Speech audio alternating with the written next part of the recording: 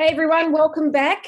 Firstly, I do want to say a massive thank you to all of our regular listeners. And firstly, I do want to acknowledge too that my hope is that today the audio is going to come across okay for you. I noticed just last week, actually, I went in and since the pandemic, been moved out of the studio. I was recording the podcast in a in-house studio, which I noticed the other day, the sound is extraordinary. It's got that real deep kind of professional.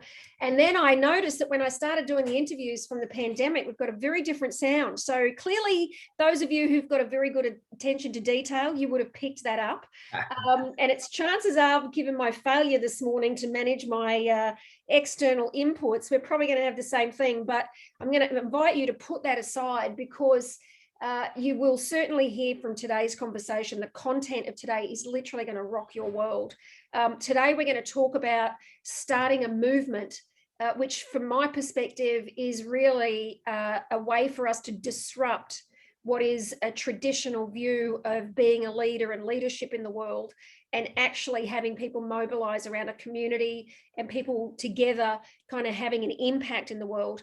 And, that became pretty obvious for me to talk about that after I'd been over the last week, having conversations with Jeffrey Morgan, who is joining me today. Jeff is a nutritionist, personal trainer. He's a consultant in health and wellbeing. He's an Indigenous background who comes from a remarkable story, which I'm going to have him share about. But I think the standout for me and why this topic was so relevant was because when you hear Jeffrey's, not only Jeffrey's story, but what he does, the impact he has in the world, how he shows up, he's all about the impact he has on others and community. And I just thought, that's the perfect opportunity for us to talk about this. So thanks for joining me, Morgs. Thanks for having me. Morgs? Yeah, for sure. I love obviously playing football for a long time, and a lot of people got used to calling me Morgs, and I think it just stuck with me. And a lot of their partners over time, including yourself, then got into the habit of calling me Morgs as well. And even my own partner called me and said, it's a cap. You can't call me babe or something. I'm not on the football field anymore. Yeah. Priceless. It is priceless. I'm actually really great frame. I like that you drew the line in the relationship part. It's like, no. It's definitely from the partner. You'd love something else. Yeah. So Jeffrey, let's start with actually just sharing with people, I suppose, where you're from. Who are you in the world, and let's start from there. I'm a proud Kamilaroi man. My family's Aboriginal. In general, my father was German-Austrian, and for me, I grew up in Everleigh Street, one of the most notorious streets in Australia for the wrong reasons: drugs, alcohol, domestic violence, destructive behaviours. And I think that created, I became a byproduct of that environment as a kid, and survival was my only intent. Out of that, over a period of time, I was able to learn that my behaviours weren't of a good nature towards the community and society in general, and changed the person I was.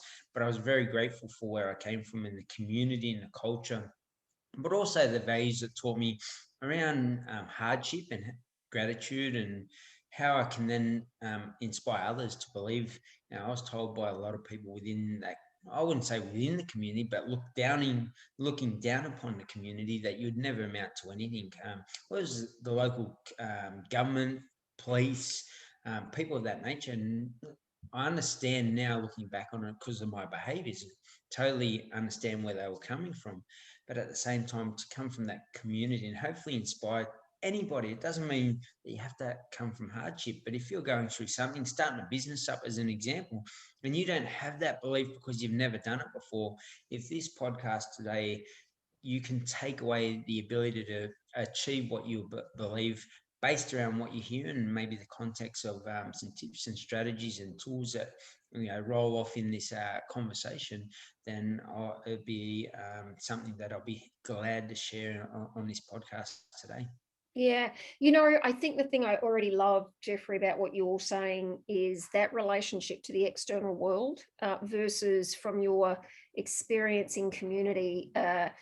from within the community, there was never any doubt. And certainly it's certainly been my experience too. Kind of what you grow up is what you know, right? And I think all parents would say as we know, right, all parents are for their children and for the best of their children, but the fall down it was in the relationship that got created by the world outside of that, like what actually happened from government, who they say, what happens in the media, the whole conversation. Certainly back then, right, when you were a kid, but even now, to be honest, I really don't think it's been addressed entirely. I still think, in my opinion, there is a very limited, small-minded view that gets created in Western society about Indigenous human beings. And then what happens to us as Indigenous human beings when we try to measure ourselves against something that all of a sudden is like, hold on, that doesn't have the right frame for me. I think that you touched on something very important. What you can't see, you can't become, and what you've never seen before, you won't be. And that was, for me, as I said, the byproduct of the environment that I was in. Moving forward as a nation, I think it's very important that we look at common respect to other humans and unity amongst fellow Australians. And as long as we look at it on a humanity level, we'll never. Happiness isn't a colour. Happiness is all Australians getting on with respect, kindness, love, and care for one another. And I think once we change the mentality, we create a better reality. And until we do that, until we're open to that wholly, we'll always have distrust, struggle, conversations that we know could be eliminated by certain actions. In the end, I'm going to be and do my part on an education and empowerment level to help other Australians unite together as one. And I don't use a colour to describe something that should happen organically for fellow human beings. And I think that taught me a lot of huge value coming up in the community. A lot of racism, unfortunately, especially in my generation and my mother's generation, and what was told to myself. And some of those mothers and fathers would still be around, and their sons and daughters would still be around now. Hopefully, as a nation, we can get better, because in the end, no one wants to walk into stress. No one wants to walk into unhappiness.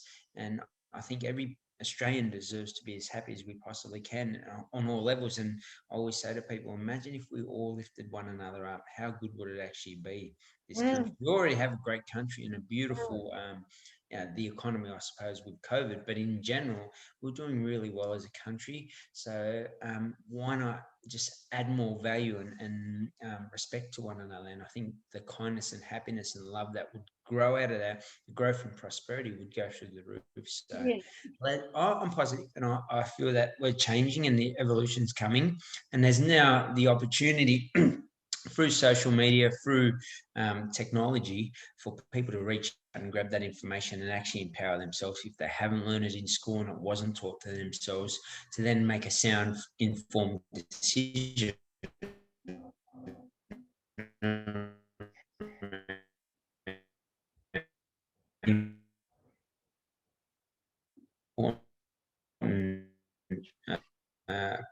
Part of Australia's cost. Sorry, it cut out for a second. That's all right. That's all right. The good thing about editing. I got to the end of my conversation. The good thing about editing is we got a lot in that anyway. So I'll have the guy cut kind of just at that end part. So I'll start this next piece just with asking another question.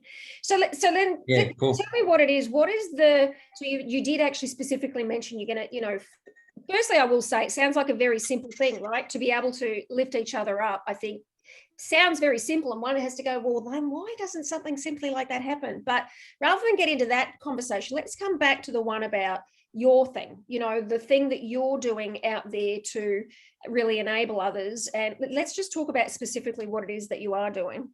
I think I was a trainer for 29 years and a nutritionist, and over that time I interviewed thousands of people around why they wanted to change their lives. And one of the biggest things I identified over that period of time was the habits and rituals that individuals carried, self-limiting thoughts, behaviors, and beliefs that we implanted in their head like a software. And maybe it was your parents that told you, a partner that said you weren't good enough, or you weren't pretty enough, or whatever it may have been. Maybe you were bullied in school. And I identified that all these people had similar traits and personalities, and what held them back from actually achieving a healthier lifestyle, because people link the healthy lifestyle to training and nutrition. But what they don't realize is what's implanted in here.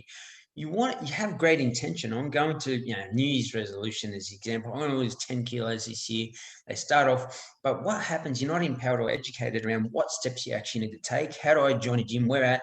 How often do I train? What should I be eating to match the training? And that's just a small component of a healthy lifestyle. And then on the back end of that, what triggered you? Was it something that there was a huge trauma in your life that every time you think about it, you go back to that binge eating? And for me, I identified over a period of time that it was the habits and rituals for people, individual people. Our community is an example. And I knew that if our community was doing, a lot of Aboriginal communities were doing that as well. Then I realized by working with corporates as well, that there was different set behaviors or different worlds, around Aboriginal culture, corporate settings, that dictated the choices that people made. And then I started to create a habits and ritual program or workshops that tackled mental health and well-being. And what did that look like for the individual? So that was happiness, quality of life, and success. Those three things became the pillars of the program. And over that 29 years, they were the three things that popped up quite a lot. And I understood that a lot of people didn't even know what their happiness looked like.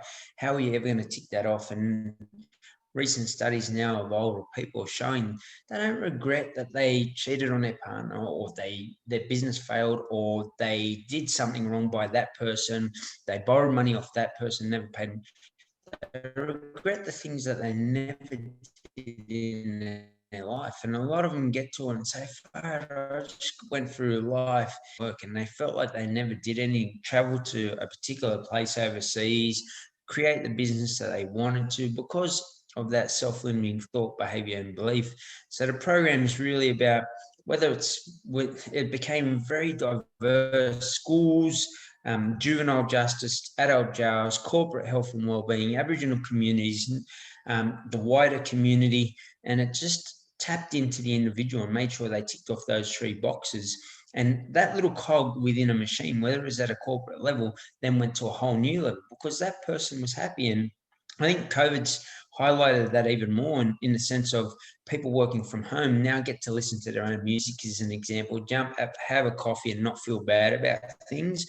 But their productivity levels have gone through the roof, and organizations are starting to identify that and see the benefit of that, people working from home, but then having them come in as well. So there's a balance between both. And this is what the Habits and Rituals workshop's about, finding your balance around your happiness, success, and quality of life, and making sure you're ticking that on a regular basis. And it's been a very rewarding and powerful journey. So just a couple of examples. You mentioned there was some distinct insights that you got around the habits and rituals in two different communities, the very different kind of in the Aboriginal community, but then the corporate one as well. What were some of the, if we kind of just put the spotlight onto either one of those at the moment and look at some of the rituals or habits kind of that you did see that were the way, and the kind of the ones that you're now implementing, what was the difference? Oh, like you think of a corporate level and you think that's functioning at its best. And I think one of the things that I've identified over a period of time working with them as well is the lack of time of self-love to the individual. And as I said, you go into that workspace, don't get up for coffee, get that report done.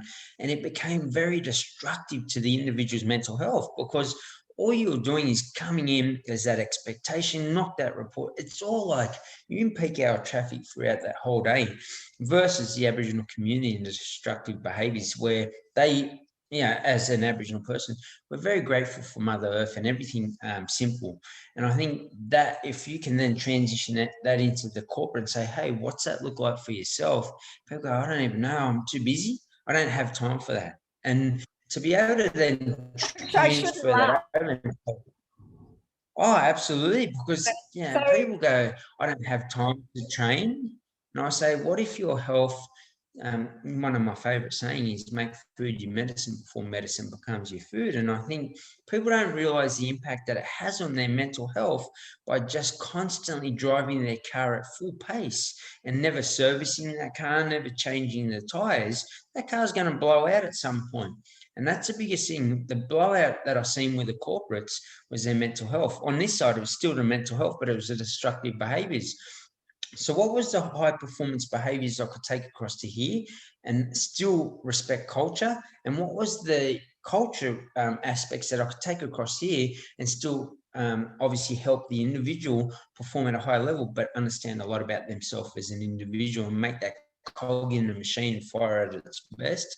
And as I said, it's just been like, to some people during these workshops, we get a lot of people hit a point, they cry during it, after it, contact you later.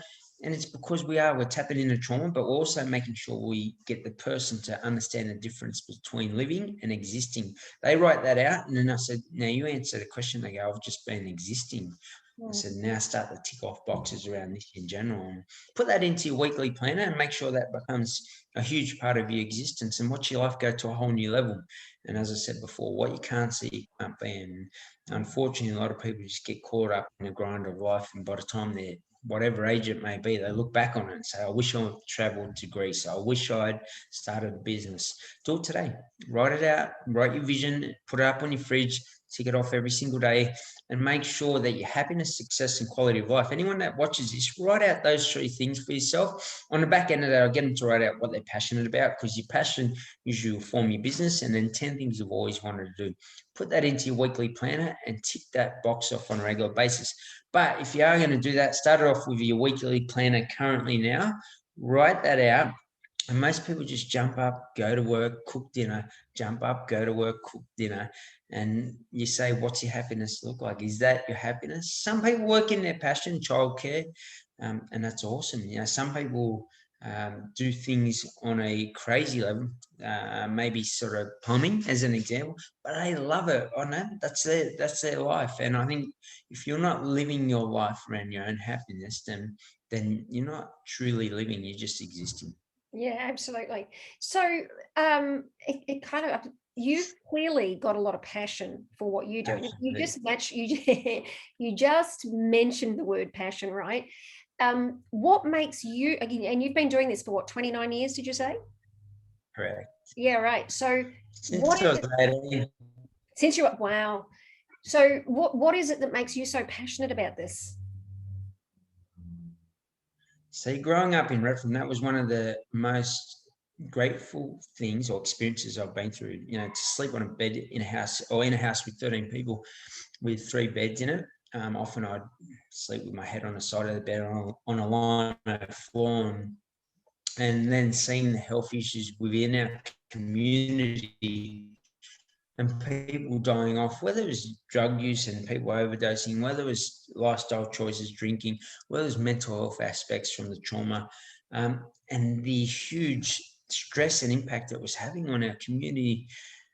Even as a young kid, I individual on me, and over a period of time, then said, hey, I could maybe do something with this, and became qualified, became a nutritionist, started doing talks, started doing projects, turned into a national framework. And I think that's my why. I always look back on it, and I always think about everyone that's lost family, uncles, aunties, that shouldn't have left this planet. 40, 42, 45, organs shut down, passing on liver function. I think it's insane. To me, it's really sad. But I have the education and empowerment, not only for look, this is, as much as it happens in the Aboriginal community, it happens everywhere, right? There's choices that people make. And why are those choices happening? On the back end, like a lot of times, if a kid gets in trouble, we'll say, oh, he's no good, that kid, he's naughty. If we sat down for 5 minutes as fellow Australians, what we're talking about before, and said, hey, how are you? What's happening? And had a good conversation with the kid. I know playing football was a great leveler because you'd have conversations that you normally wouldn't have, especially sitting down with the individual, and that they open up to you, and it's because you build that trust rapport with the individual, and they really trust that they can actually share some information that you would never have got out of that kid getting in trouble before, and that allows change to occur. I don't have parents who are role models, as an example, and therefore the kids acting out, the kids screaming for help on the back end and not knowing what actual good choices that look like. And until that kid learns a pattern of behavior and end up in jail, as the example, we have more in us to help individuals become better. And I think until we do that, that purpose for me growing up where I was will never leave. And I've had a brother and sister commit suicide just recently over the last 4 years. Sister last year, 4 years ago, my brother. Both parents from cancer pass on, and another brother from a preventable health issue. That's my why. I will never stop doing, actually my why was growing up where I did and seeing the health issues, and they only reinforced it. And there's been so much from 10-year-olds, 12-year-olds, 14-year-olds committing suicide within our community, but also younger kids. The rate of suicides have gone up, and even in older men. And I think that's because a lot of people they don't. What's your vision behind your own purpose, vision, and why in life? What's your happiness look like? And that's why we have people start to cry, because they've, a lot of us spend so much time giving to other people. When was the last time you got your hair done? Not in my case, but in general, I can tell. I'll make up for you. Don't worry. You definitely got your hair done. It's awesome, mate. I wish I had that much hair. Let me tell you. Actually, a lot of people say I wish I was as bold as you. I jump up, shower, and I'm out. See you later. No makeup, no. But in general, I know I can look at the individual, and it's whether it's a financial thing, and maybe they've always wanted to start a business, and maybe some people go, I'm not good at anything. I'm just a mother. And I said, what do you do good as a mother? And some people have created businesses, just structure around a mother's life. As an example, I've got a great friend who has started a business, and that's something I know she'll be very successful at because she's very passionate. I had another mother who cooked up healthy meals but put smiley faces on the food and stuff, and her kids loved the food. Why? Because she dressed it up a particular way to make it fun. And each individual out there has a superpower. What is your superpower? Tap into that and believe it so much, and find your why, as I did with myself. And nothing, my brother's sister's suicide as the example, my parents' cancers, at the point of time when they came, never stopped my journey. It might have slowed me down at a point, and understand that life will throw curveballs at you, obstacles, roadblocks, but it's all part of the journey. And what lesson can you learn from that experience moment to create growth and prosperity on the opposite side? And I guarantee your life will go to a whole new level. Yes.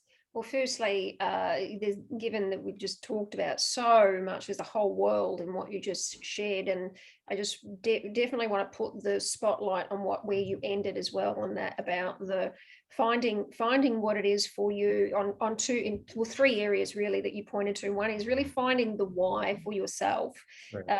Finding what it is that you love to do, what you're really great at. It doesn't have to be anything other than that.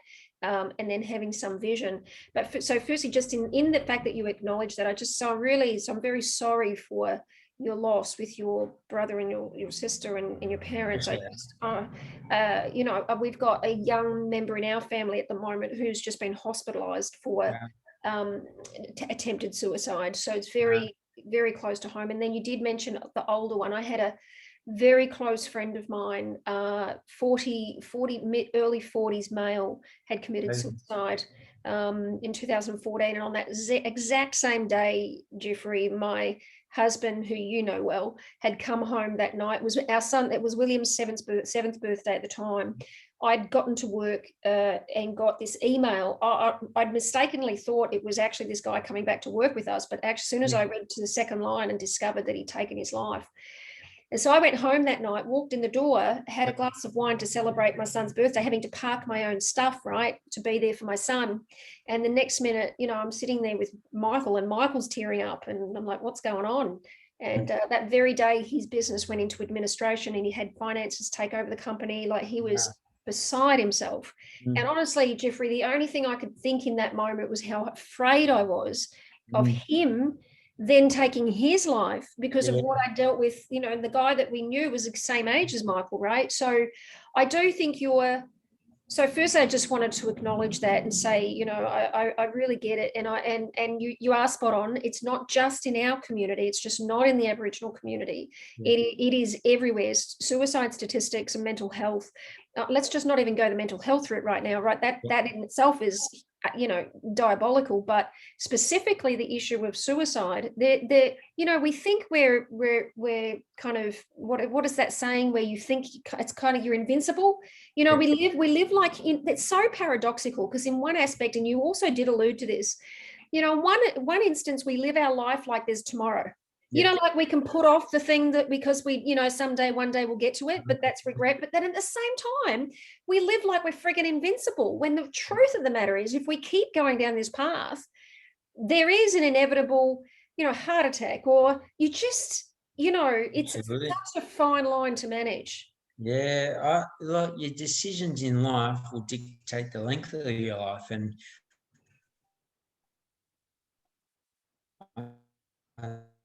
I think too many people just take it for granted, and we're all totally different. I might want to travel overseas more often than not than the other person. I might want to drive a Lamborghini. You might want a $4 million house.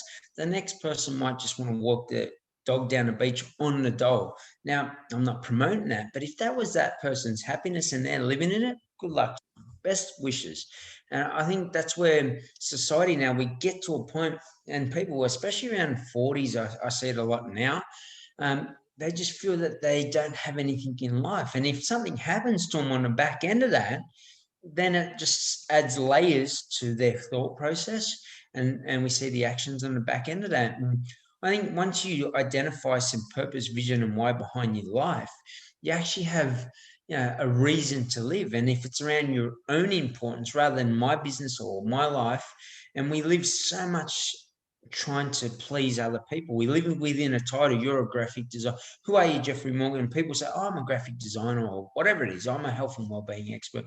But I'm a proud Aboriginal man who loves his culture, and I want to leave a legacy behind before I leave this planet. And that for me that's on the back end of my why, where someone will say, oh, I'm a graphic designer, I live in Stratfield, and I'm 47 years of age. That's all titles that we're trying to live up to, rather than living up to who we want to be. And a lot of the times we're living other people's happiness rather than our own. Do yourself a favor on this day. When you see this podcast, write down what I've spoken about and truly start to tick that box off. And mate, we've spoken a bit about suicide and the struggles of life. Reach out by all means if you are going through a struggle. Don't feel alone. As a health and wellbeing expert, I just want to leave it on your podcast, guys, that you can reach out to me anytime. And whether you're male, female, don't feel alone. Don't feel shame. Don't feel shy. As a man who's been through it myself and gone through a lot of struggles, as healthy and fit and energetic as I may be, we all struggle at some point in time in our life, and trauma will hit you in different ways, shapes and forms. But when you know that you're not alone, and I'm sending that signal out to yourself, reach out, and I'm happy to touch base with yourself and help you back to the best version of yourself. Yeah, thank you for acknowledging that. And what we will do is we'll definitely put some links into the show notes. If any part of this conversation you're there and you would like to reach out to either one of us, Jeffrey or myself. And like Jeffrey says, just because when you look at a human being, they may look fit and healthy and happy. We all have our own struggles. And so make sure you do that. We would, both of us are the kind of human beings where that would be the case. I could certainly, Jeffrey, get on that topic and we could spend hours talking about it.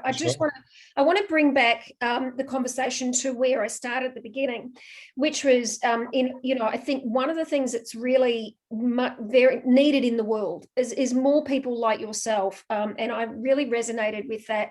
If and I think one of the views I've often had is, well, my life's not, what good is my life if everyone around me is suffering? So even when I've got myself sorted, my first step is to always look from, how is this going to affect or impact, or what can I do to have an impact on others, right? And I do think that's very prevalent amongst, certainly our Aboriginal culture, because who we are is all about community. But I want to bring it back there because I am interested in having this be out in the world, right? And I'm interested in having more people out in the world be like you, who are really just got clear about their purpose and their passion and are having an impact in the world. And I framed that by calling it starting a movement, right? Because I think we get trapped up, like you say, on, I want to be a leader and I want to start a business and I want to, be the top of the tree and, all that stuff. And honestly, none of that is actually going to have the impact you want to have. And I was reminded of that start a movement thing because it was predominantly about, when you do what you're passionate about, it then does become about the community and who you're out to impact. And when we do that, we start to see things growing. So just in that conversation itself, I mean, what are some of the things that you've noticed for yourself about the impact you've been able to have kind of at that level of community or empowering others? What are some of the stories? Maybe you could tell us one story or something that comes to mind. I think you touched on a few things there. Firstly, find your passion and you'll find your why. And you'll never work a day in your life. You'll show up every single day loving what you do. Mate, some days I get up at 4:30 in the morning and I'm still going at 1 o'clock in the morning. That's because I found that passion of, my mission statement is to change and save lives. And when you look at that and you've got kids 10, 12, 14 committing suicide in our community, go and type in, a 10-year-old kid and what they look like and picture that kid actually doing that. It's insane. And as fellow Australians or humans across the world, we have a duty to help other humans live the best quality of life they can. For me, I think, I see people out there trying to drive their energy, and it's a fine line because Uncle Dave was someone who helped change my life. He's out at Campbelltown Way with young spirit mentoring program, and mate, the bloke runs off no money, no funding. He does it from here. He's got great purpose behind it.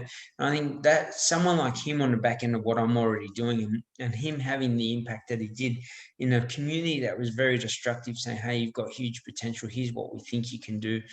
What about if you did it X, Y, and Z this way? And it just changed my behaviors. And I think he's that passion that he's shared with others and shares with the Campbelltown community, Aboriginal, non-Aboriginal people, comes from here. And mate, someone like that, it's a sad world because unfortunately he doesn't have the tie-in to getting the funding and so forth that someone with such passion should absolutely get. Like this bloke, he'll give you your last $5. And I know if he got, $4 million as an example towards his program, I know that he'd spend $4,010 on the program and none on himself. And unfortunately, I think there's a big crossover and being able to identify people actually doing stuff. And that's something I've spoken to government about. And I think it's very important moving into the future, being able to identify community leaders to create a movement with people who have passion to change lives from here. And I'll take you back to when I was a trainer. A lot of people say, I want to lose 20 kilos in 10 weeks. And I said, what if you could lose 20 kilos in 2 years and never ever rebound from it? Would you be happy? Oh, no, that's too long. And I say to them, but what you're going to do is you're going to lose 10. I could help you lose the 20 kilos in 6 weeks. And I go, yeah, let's do that. Now, the behaviors that you learn in that short time frame aren't something that you can sustain for the rest of your life, i.e. passion will always be there for the rest of the life for Dave and his actions that he takes. If you come in and talk for money, you get funding for this period of time, you design something, you make as much profit as possible and you move on. As a lesson for these individuals, I say over a period of time, you're going to create something that you sustain and maintain, but most importantly, be enjoyable based around you as an individual.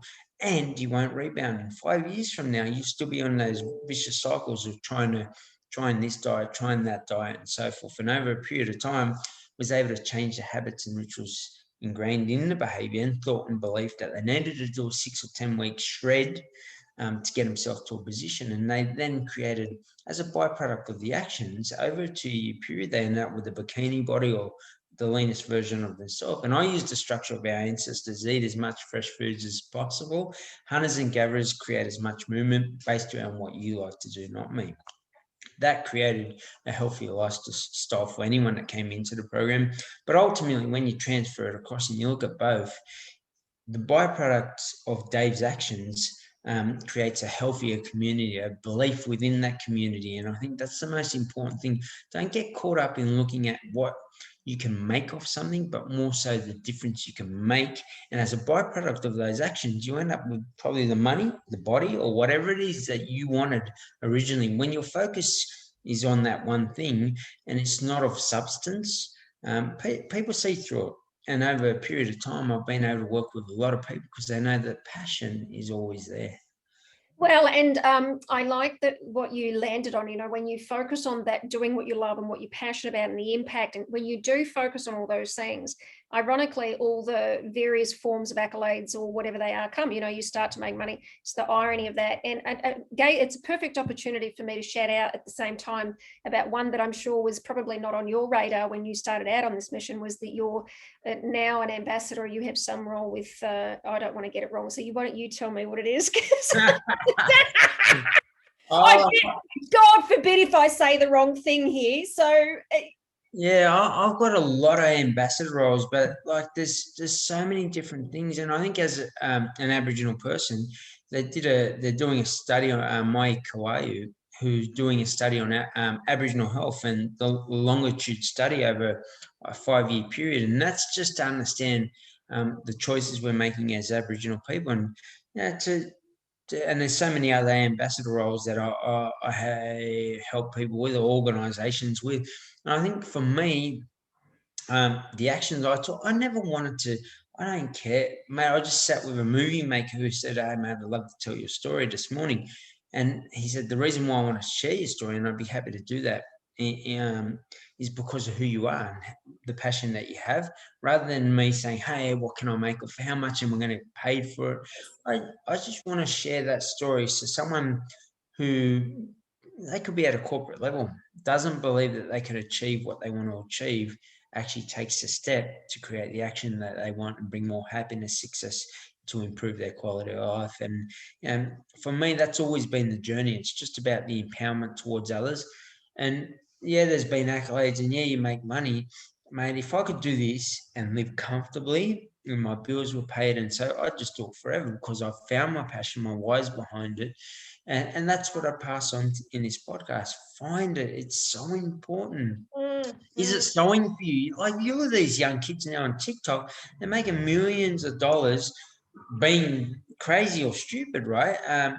But people love it, and young kids love it, or even organizations, brands attached to it. You have major brands, Coca-Cola and Nike, taking a different approach because they realize the evolution of the world. And find your passion and believe in it so much. And you see a lot of people, makeup people as an example, no doubt you've seen probably yourself, that are making millions of dollars on the back end of their belief and their passion. Yeah. And they're doing it because it was their passion. And as a byproduct of those actions, they ended up with money they probably didn't care. They wouldn't say they didn't care about, but they just took action around their passion to create a reaction. And that's brought more happiness into their life. Yeah.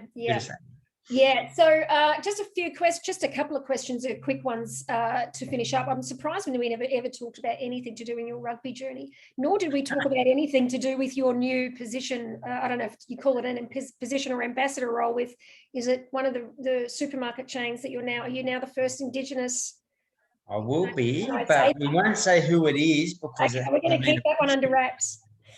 But stay tuned. You see my head on TV soon. Not only on that, on another thing as well. And I think same thing on it. I just, I was passionate about changing lives, and as a reaction from my actions, Yes. a major network and a major food supplier reached out and said, "Hey, we'd love for you to do X, Y, and Z with us." And I Well, think the thing that I love about that, Jeffrey, is, and I've always been a big, I mean, you know me, I've been 28 years in the media industry, and, I'm up in years, 4 years, been up against conversations of, political kind of angst about people who work for News Corp and all the rest of it. Right now, for me, internally within there, I worked in the community newspaper division for many years, and I never viewed it that way. For me, I firmly believe, and I, one of the reasons I did leave the media industry, well, certainly where I worked, was because I actually really do believe that media,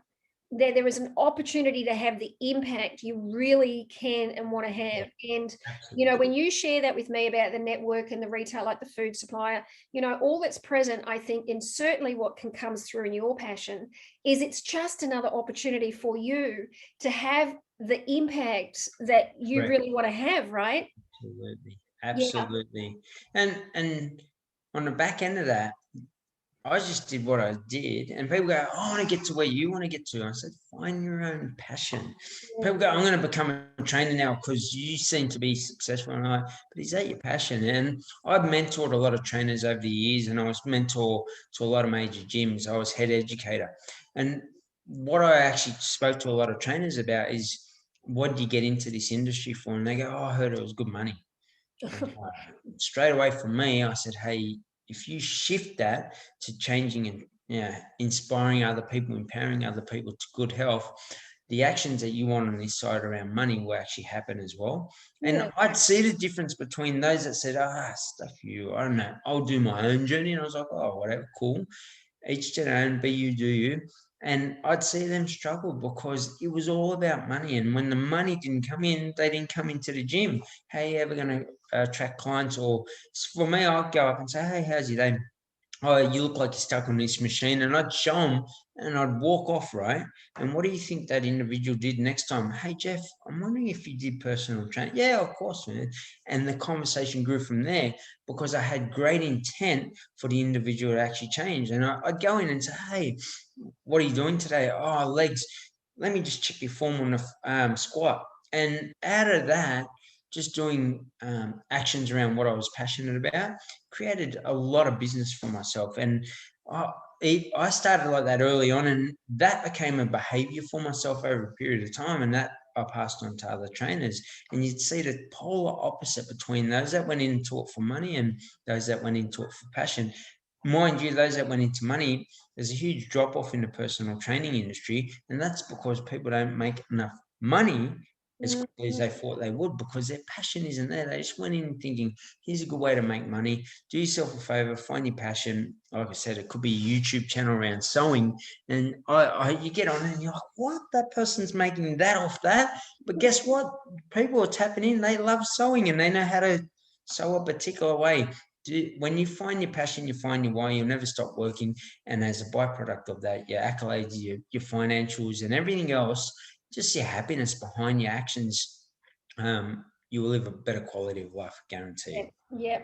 Well, I've got, there's usually a couple of questions that I do ask people. One of them is, about what your experience, and there's always more than one, but one that's kind of at the top of mind when I ask you the question about when was a moment that you would say is one of your greatest accomplishments. But I'll come back to it in a sec, give you a minute to think about that. The second one I then often ask about is one of the most difficult or biggest obstacles you overcome, but I'm not going to go on that one today because we did talk a lot about, the things that you've dealt with personally, and I would be at risk of saying that's pretty evident. But I certainly would like to just go back and then ask you that question. You've had some extraordinary moments, no doubt, but is there, what is the first one that comes to mind for you as one of the accomplishments that you'd like to acknowledge? I think just changing my life, and I think the ingrained behaviors, because it created it created workshops that changed people's lives. And out of that action of changing my life, I signed a contract at National Centre of Indigenous Excellence as a consultant. And it was Old Redfern Primary School where I actually went, and I was looking up at the classroom. I had a tear in my eye because I think to change any individual's habits and rituals as a trainer, I've seen how hard that is. And anyone that said, "I'm going to lose weight," knows how hard that is as well. My New Year's resolution is to lose weight, start walking, run a marathon, and how hard that journey actually is. So I think that's the biggest accomplishment, because that formed the business that I created, and I recognize that, and that's changed so many lives. And I think that's very powerful. To anybody. Always, sometimes we focus on the accomplishment of buying $1 million house, or the investments that you've made, or buying a nice car, or something, I don't know, getting a six pack. But for me, I think just recognizing who I was and who I am now, and taking the value, of that destructive boy that was never going to amount to anything, and representing our country at sport, creating the business that I have, traveling the country, dealing with everyone from young school kids to corporate, Aboriginal communities, and everything that you can think of in between, juvenile justice jails.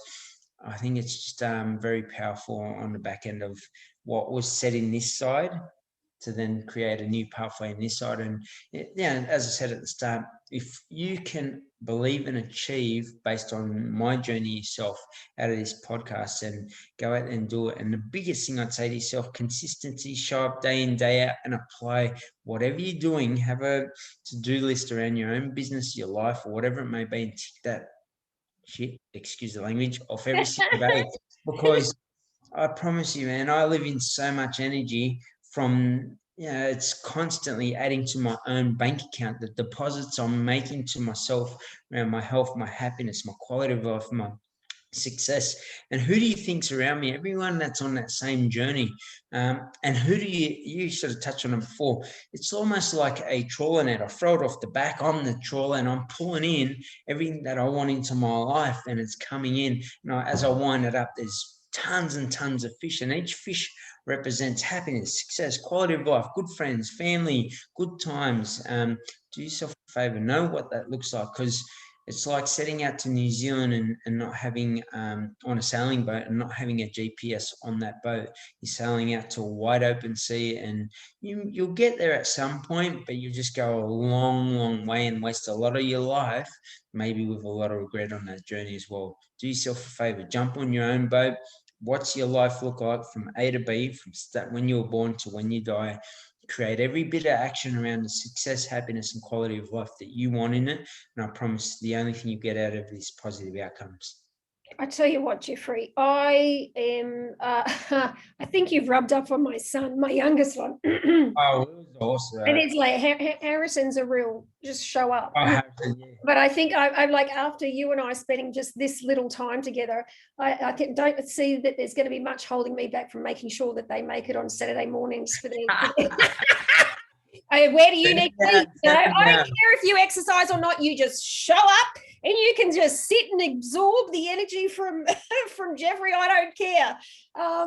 It's Some just body sessions. That's Saturday morning. Like, as the example, the energy that I bring, I know has translated within the group, and they give back to me as well. And we all just elevate. Everyone's doing things in their life because there's a belief, and that's been running for years, with different location each week around, the waters of Sydney, beaches of Sydney. And it's just a great feel, great energy, great vibe. And it's like anything, whether you've been in a nightclub, workplace, team-orientated sport, if there's a good energy there, you win the comp. You'll love working there. These different, even a relationship versus bad energy. You want to get out of a relationship, no matter where you are, team, individual relationship, workplace, whatever it may be. Do yourself a favor and start to surround yourself with everything that you want in your life. But until you write that down, you'll never be able to see what that actually is. Yeah. So one thing to finish on, and that's completing a statement that I often like people to just phrase for me if they had to say it. A leader is someone who, I'd say, takes action to create a reaction. And they just do that off their own bat. Your attitude will determine your altitude. And I think that's the biggest thing in life. If you lead by example and step out and take the action, people will follow. Like where I grew up, a lot of people were like, "You're crazy, you're never going to be anything," etc. Even my own community, and I mean that in the nicest way. We had a very supportive community as a family, and I've never seen a tighter knit family everywhere, anywhere in my life, community wise.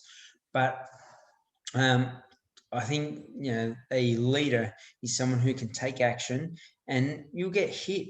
left, right, and center. And sometimes it's your own family that tell you won't achieve something, but still move forward, and in the end create a reaction that creates more happiness, more success, and a better quality of life for the individual that you cross paths with. And that's a beautiful thing. Yeah.